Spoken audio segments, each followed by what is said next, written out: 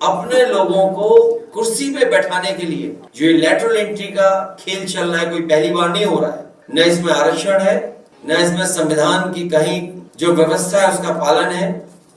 अपने लोगों को खुश करने के लिए लैटरल एंट्री कर रहे हैं। तो हो सकता है भारतीय जनता पार्टी किसी नए भ्रष्टाचार की तैयारी कर रही हो और लैटरल एंट्री वाले लोगों से करा करके वो फिर भाग जाए भारत छोड़ के। संविधान और आरक्षण पर निगाह है भारतीय जनता पार्टी की।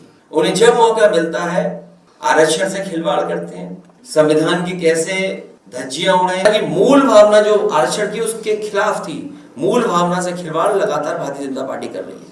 तो ये जितना कुछ घोटाला और घपला किया है इस सरकार की जिम्मेदारी है। आरक्षण से खिलवाड़ सरकार ने की है और सरकार अपना भ्रष्टाचार, अपना गलत काम छिपाने के लिए बच्चों के भविष्य से खिलवाड़ कर रही थी। जब तक बीजेपी से मुक्ति नहीं होगी तब तक न गरीबी की मुक्ति होगी, न कहीं भ्रष्टाचार की मुक्ति होगी। बीजेपी से मुक्ति होने का मतलब है तमाम परेशानियां, दुख, संकट से मुक्ति होना। और जिस बात को हम सब लोग कहते रहे कि संविधान और आरक्षण पर निगाह है भारतीय जनता पार्टी की। उन्हें जब मौका मिलता है आरक्षण से खिलवाड़ करते हैं, संविधान की कैसे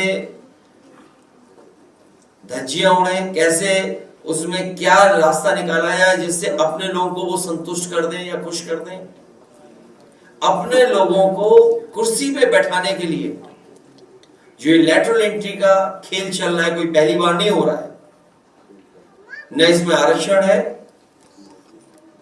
न इसमें संविधान की कहीं जो व्यवस्था है उसका पालन है। अपने लोगों को खुश करने के लिए लैटरल एंट्री कर रहे हैं। और सबसे बड़ा सवाल चुनाव के समय हम लोगों ने पूछा था, मन से रखा था। हम और आप सबने देखा कि उत्तर प्रदेश से लेकर के देश में नैनो यूरिया खरीदवा दी गई। सुनने में ही आ रहा है, हो सकता है ये बात आपकी भी जानकारी में हो कि नैनो यूरिया वाले भी लैटरल एंट्री से आए थे। न नैनो यूरिया से कोई किसान को लाभ पहुंचा है और अभी तक कोई सरकार के पास रिपोर्ट नहीं है जिसके माध्यम से ये बता सके कि नैनो यूरिया से इतना लाभ किसानों को पहुंचा है। जो लेटरल एंट्री से लाए थे वही नैनो लेकर के आए थे, यूरिया नैनो। और लेटरल एंट्री वाले बहुत सारे लोग जिस तरीके से भारत से उद्योगपति भागे थे उसी तरीके से लेटरल एंट्री से नौकरी पाने के बाद कुछ भ्रष्टाचार कर करके भारत छोड़ के चले गए वो।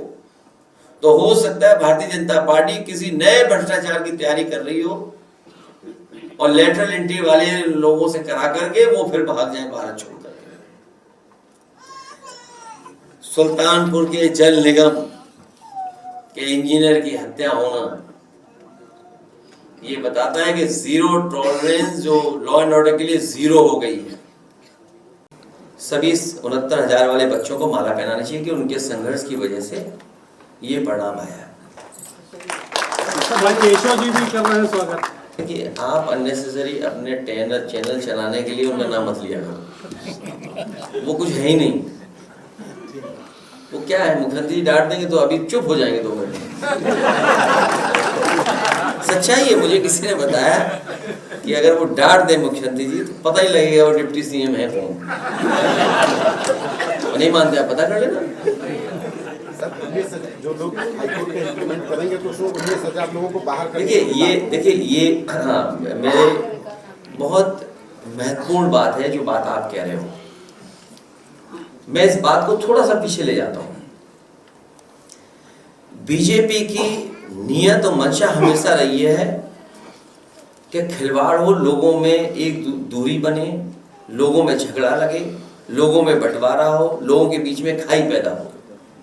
सबसे पहले जब मेरिट से भर्ती पुलिस की हुई थी उस समय जो परिणाम बना था वो पहले जो व्यवस्था थी आरक्षण की उसके तहत बना था। पूरा रिजल्ट बना हुआ कोर्ट में रखा था, क्योंकि हमारी सरकार नहीं बनी समाजवादियों की और बीजेपी की सरकार आ गई। उस समय तक ये फैसला आ गया था कि जो पिछड़े और दलित के लोग हैं उनको अपनी कैटेगरी में रखना पड़ेगा, उस कैटेगरी से बाहर नहीं जा सकते। हालांकि वो सुप्रीम कोर्ट का फैसला था, हालांकि मूल भावना जो आरक्षण की उसके खिलाफ थी, मूल भावना से खिलवाड़ लगातार भारतीय जनता पार्टी कर रही है। तो जो बच्चों का रिजल्ट घोषित हुआ था, वो पहले वाला जो रिजल्ट बना था जिसमें जनरल में भी बच्चे आए थे, बैकवर्ड और दलित, वो रिजल्ट बना था। 4 दिन बाद रिजल्ट बदल दिया बीजेपी की सरकार ने, और उन्होंने कहा कि नई जो व्यवस्था सुप्रीम कोर्ट के माध्यम से आई है उसके माध्यम से रिजल्ट बनेगा। तो उस समय 1800 बच्चे पिछड़े और दलित के लोगों की नौकरी चली गई थी, क्योंकि जब जनरल से वो नीचे आएंगे तो उस कैटेगरी के बच्चों को बाहर निकाल दिया जाएगा। तो ये जितना कुछ घोटाला और घपला किया है, इस सरकार की जिम्मेदारी है। आरक्षण से खिलवाड़ सरकार ने की है, और सरकार अपना भ्रष्टाचार, अपना गलत काम छिपाने के लिए बच्चों के भविष्य से खिलवाड़ कर रही थी। ये मुख्यमंत्री की जिम्मेदारी है, और मुख्यमंत्री जी अगर रास्ता नहीं निकाल सकते 69,000 का, तो उन्हें कुर्सी छोड़ देनी चाहिए। और क्योंकि उन्होंने न केवल पिछले दलितों के साथ खिलवाड़ की है, बल्कि जो बच्चे निकलेंगे उनके भविष्य के साथ भी खिलवाड़ की है उन्होंने। सबसे पहले मैं 69,000 वाले तमाम नौजवान और शिक्षक जिन्होंने लगातार आंदोलन किया, उनके संघर्ष को मैं बधाई देना चाहता हूं, और आने वाले समय में जो उन्हें नियुक्ति मिलेगी उसके लिए भी उन्हें बहुत बहुत शुभकामनाएं।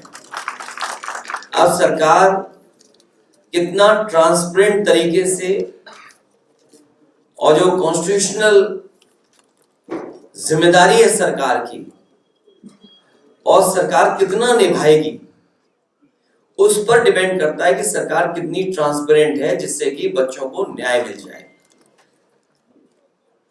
दूसरा विषय यह है कि सरकार लगातार ये कहती है कि जीरो टॉलरेंस उनका है लॉ एंड ऑर्डर के इशू पर।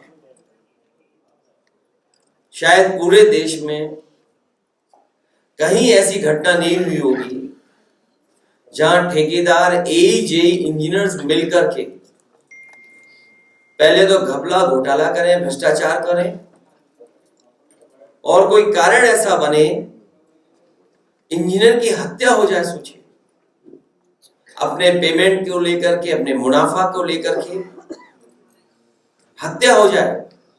और किस जिले में? सुल्तानपुर, जो लखनऊ से बिल्कुल करीब है।